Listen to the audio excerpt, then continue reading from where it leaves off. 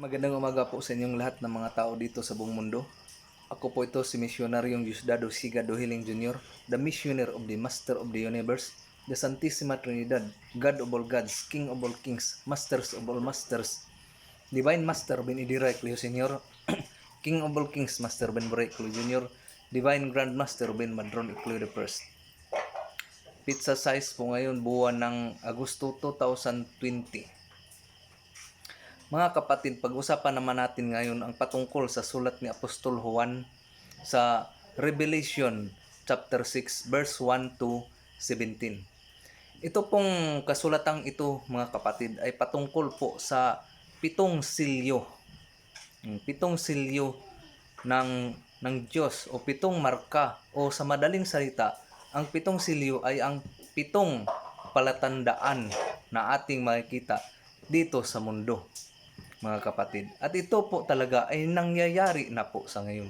Dahil ang pitong silyo o ang pitong palatandaan ay ang number 1 nito ay ang puti na kabayo. Ang puti na kabayo, mga kapatid, ang ibig sabihin po ng puti na kabayo ay ito pong puti na singsing. Ito po, mga kapatid. Ito po ang ibig sabihin niyan. Naipakita ko na po sa inyo ito. Ito po ang ibig sabihin niyan.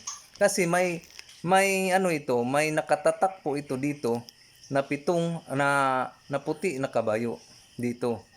Dito mismo may tatak po ito dito na puting kabayo. Puting kabayo po. Kabayo po ang tatak nito dito, at saka dito naman ay agila ang tatak nito. Kaya ito po ang palatandaan na ang unang silyo na ibig sabihin sa Revelation chapter 6 verse 1 to 17 ay ang singsing po na puti ng Philippine Benevolent Missionaries Association Incorporated. Ito po ang ibig sabihin niyan.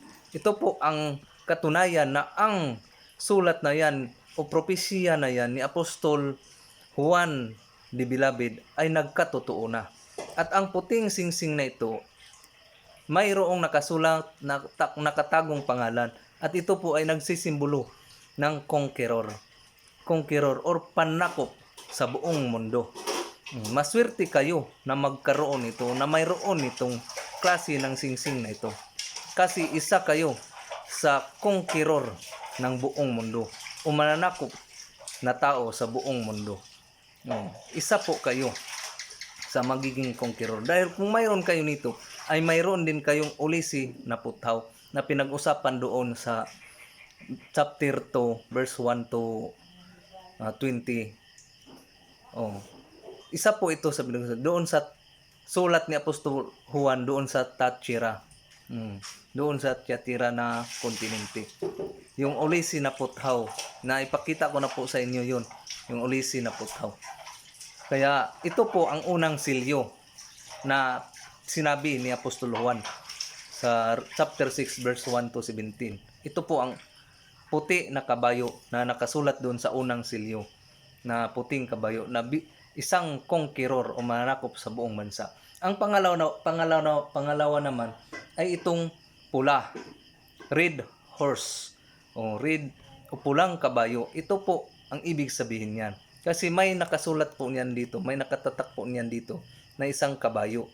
Ito po yung singsing. Ito po ang klase, kahulugan ng kasulatan na yan na pulang kabayo, na nangahulugan na ang pulang kabayo ay magbigay ng kaguluhan dito sa buong mundo. Magbigay po yun ng kaguluhan dito.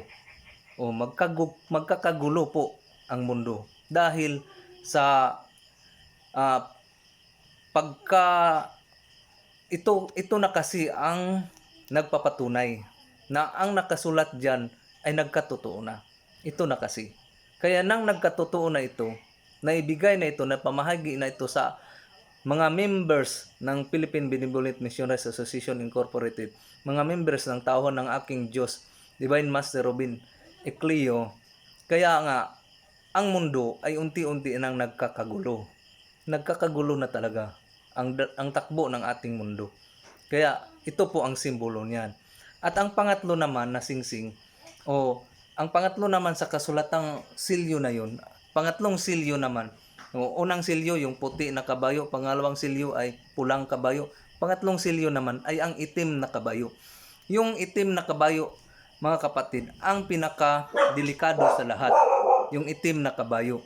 Dahil ang kahulugan niyan ay pagtitimbang, o paghuhukom po ang kahulugan niyan. Yung itim naman na singsing ay hindi pa yun na-release ni Panginoong Master Robin Ecleo. Hindi pa yun na-release. Dahil ang mapagbigyan lamang ng itim na singsing na yun ay 10,000 lamang katao. At yung 10,000 katao, ayun na yung mga piling-pili na talaga. Dahil ang itim na singsing, yan po ang tinatawag na black pearl. Yan po ang wishing ring. Yang itim na singsing na yan. Kaya nagkahulugan yan ng kamatayan dahil ang itim na singsing ay wishing ring po yun. Wishing ring po yun. Ang wishing ring na singsing ay piling-pili lamang ang mapagbigyan yan.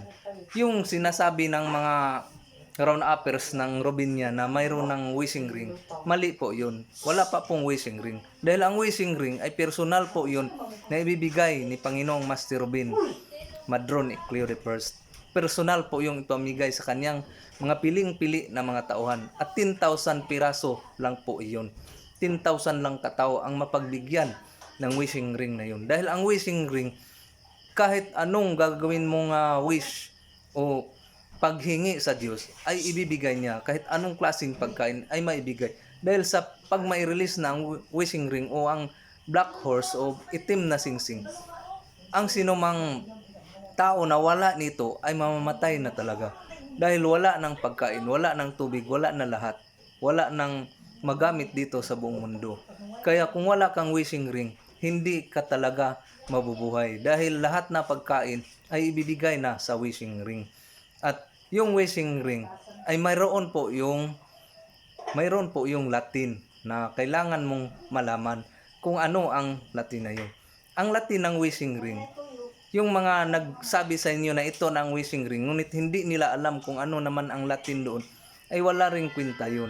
Dahil mayroon talagang nagsabi na ito ng wishing ring. Kahit noon man, nagsampol na si Panginoong Divine Master Robin Idira Ecleo Sr. noon.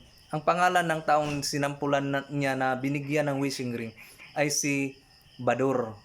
Binigyan niyo ng wishing ring. Kaya lang, naging abusado yung tao yun. Kasi binintan niya lahat na kanyang ari-arian. Binintan niya yung kaldero, kalan, kutsara, tinidor, plato. Lahat na gamit niya sa bahay, ibinintan niya dahil nga hindi na niya ito kailangan. Dahil kung anong hihingin niya doon sa wishing ring niya ay ibibigay. Nagsampol talaga si Panginoong Master Robin Ecleo Sr. noon. Binigyan si Bador. Ngunit naging failure dahil binintanan niya lahat nang nakamtanan niya ang singsing na yun. Kasi black ring yun eh. Black ring kasi black pearl kasi ang bato noon. Black pearl. Kaya nga nasabi doon na sa pangatlong silyo na itim na kabayo. Kasi itim siya. Natupad na po yung unang silyo na puting kabayo, pangalawang silyo pulang kabayo. Ang hindi natupad ay yung itim na kabayo dahil hindi pa namigay si Panginoong Master Robin Ecleo sa singsing na yun. Dahil piling-pili lang talaga ang mapagbigyan yan. Kung isa kayo sa mapagbigyan yan, napakaswerte nyo na dahil isa kayo sa mababuhay dito sa mundo. Dahil 10,000 lang talaga katao ang mabigyan ni Panginoong Master Robin Madron Ecleo I niyan. Ang wishing ring ay mayroon niyang divine words at babanggitin ko sa inyo para kayo ay matutunan nyo, mayroon kayong malaman kung ano ang wishing ring ng anong divine words ng wishing ring.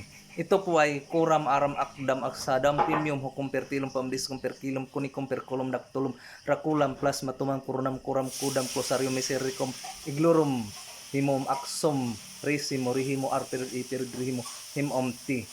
Yan po ang Latin ng wishing ring. Kaya yung mga round-uppers na nagsabi sa inyo na nandyan ng wishing ring, ngunit hindi nga naibigay nila sa inyo yung Latin niya ng wishing ring, wala yun.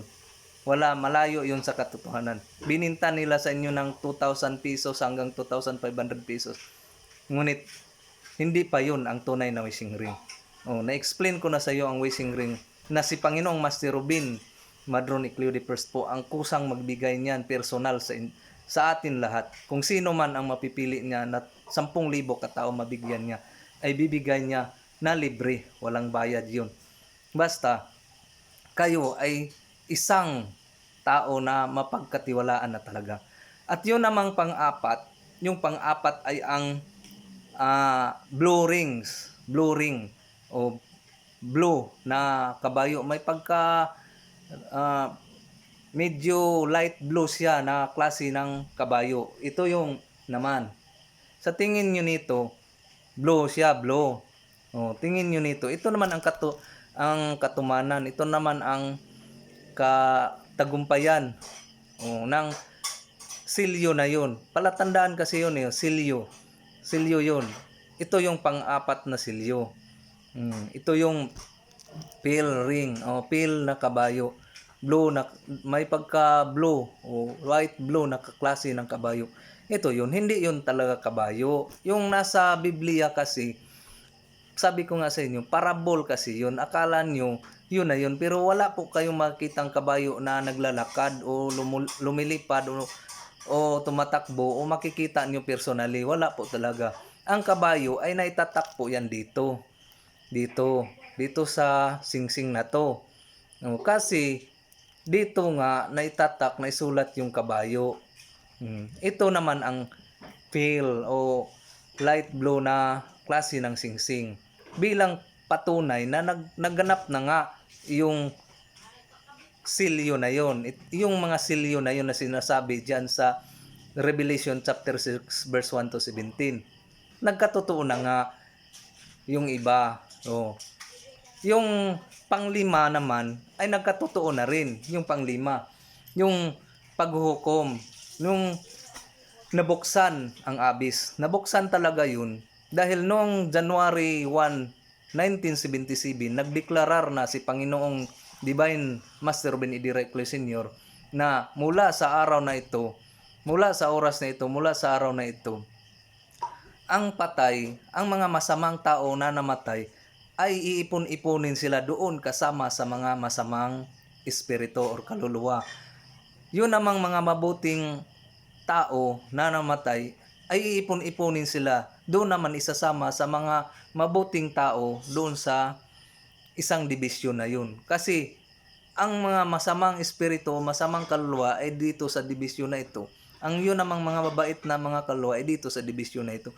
Kumbaga, mayroon ng paghukom na nangyari noong January 1, 1977. Doon nag-umpisa ang judgment level. At ang mga taong namatay noong January 1, 1977 ay wala ng pag-asang makabalik pa dito sa mundo. Wala ng pag-asa silang makabalik pa dito sa mundo. At yun namang namatay na mga tao mula noong December 31, alas 11:59 ng gabi, 1976, ay mayroong pag-asang makabalik pa dito sa mundo.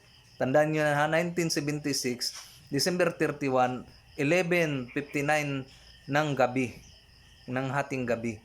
May pag-asa pa yung mga tao na yun na makabalik dito sa ating mundo. Ngunit yung namatay ng January 1, alas 12, 1977 ay wala ng pag-asa yung makabalik dito sa ating mundo. Hanggang ngayon, yung mga nangamatay hanggang ngayon at wala na rin yung pag-asa pang magbabago o mag-aaral patungkol sa kaligtasan dahil wala na silang pag-asa, hindi na sila matuturuan. Hindi kagaya sa inyo ngayon na nanonood ay mayroon pang malaking pagkataon na magbago, mayroon pang malaking pagkataon na matuto kung ano ba talaga ang kaligtasan, paano ba makamtan ang kaligtasan. Lalo na kayong nanonood sa YouTube channel kong ito, mayroon kayong malaking pag-asa na matuto kung paano makamtan ang kaligtasan. At yun namang pang-anim na silyo nang nabuksan, ang pang-anim na silyo ay naitim ang araw, napula ang buwan at bumagsak ang mga bituin. Nagsipagbagsakan ang mga bituin. Kasi nga, nai-release na Hindi pa yon nangyari sa atin ngayon. Hindi pa yan nangyari sa atin ngayon. Dahil nga, sabi ko sa inyo, wala pa. Hindi pa na-release ni Panginoong Master Robin Madron Icleo I ang wishing ring. Yung black ring. Hindi pa kasi na-release yun eh. Kaya nga, wala pa. Malayo pang mararating natin. May tsansa pa, mayroon pang malaking pagkakataon na kayo nga nakapanood ng YouTube channel kong ito, nakakinig sa mensahe kong ito, mayroon pa kayong pag-asa na mag-aral, matuto kung paano iligtas ang inyong mga sarili. Dahil napakinggan nyo ang sinasabi kong ito, na ang mga 7 silyo ay nandito na, nagkatotoo na yung unang silyo, pangalawang silyo, pang-apat na silyo, yung pangatlo hindi pa yung nagkatotoo dahil black ring yun eh. Pang-apat na silyo, pang-5 silyo, nagkatotoo na yun. Pang-6 na silyo, hindi pa yun nagkatotoo. Ang pang-7 silyo, hindi pa rin yun nagkatotoo dahil ang 7 silyo ay ang bitiwa na ng Diyos. Ang 7 angheles na may hawak ng 7 mangkok ng kanyang galit, mangkok ng salot na kanyang hawak ng 7 angheles. Yun ang pinakadelikado, pag bitawan na yung 7 angheles na may hawak ng 7 trompeta, kumbaga, na galit ng Diyos dito sa mundo. Dahil hinuhusgahan nyo na ang Diyos eh. Hinuhusgahan nyo na kasi si Panginoong Master Robin, Panginoong King of all Kings, Master Robin Buray Icleo Jr. Hinuhusgahan na kasi siya. Kaya galit na ang Diyos. Galit na galit niya. Kaya nga, malapit na talaga itong kapanahonan na to. Malapit na. Matirang matibay na nga eh. Stay where you are na nga eh. Stay where you are. Kaya mga kapatid, naisalaysay ko na sa inyo ang 7 silyo. Yan po talaga ang 7 silyo. Magsisikap kayo, magsisikap tayong lahat, magsisikap na magkakaroon ng singsing na yun. Yung itim na kabayo o black ring. Kasi yung black ring ay bato yun na itim na black pearl na magbibigay ng anumang inyong hinihiling. Wishing ring kasi yun at hindi pa yun na-release. Libre po yun. Kaya yung mga sabi nila, binta nila na wishing ring daw, huwag kayong maniwala dyan. Huwag kayong maniwala dahil hindi pa yan wishing ring. Yung singsing ngayon ng Robinian International, hindi pa yan wishing ring. Hindi pa yan talaga. Ano pa yan? Palatandaan rin yan. Isa rin yan sa silyo na patunay na ikaw ay tauhan ng Diyos. Itong mga silyo kasi, palatandaan ito na ikaw ay tauhan ng Diyos. Kaya kayo dyan na nakikinig sa YouTube channel kong ito, magsikap kayong magkakaroon kayo ng palatandaan. Dahil ang walang palatandaan dito ay hindi talaga tauhan ng Diyos. At hanggang dito na lamang po. Maraming salamat sa inyong panonood, pakinig sa aking YouTube channel. Salamat sa inyong pag-subscribe. Salamat sa King Diyos, Divine Master Robin Idol Icleo Jr., King of all Kings, Master Robin Buray Icleo Jr., Divine Grand Master Robin Madron Icleo I. Sa lahat ng mga makita at hindi makita, maraming salamat po sa inyong lahat. At magandang umaga uli sa inyong lahat.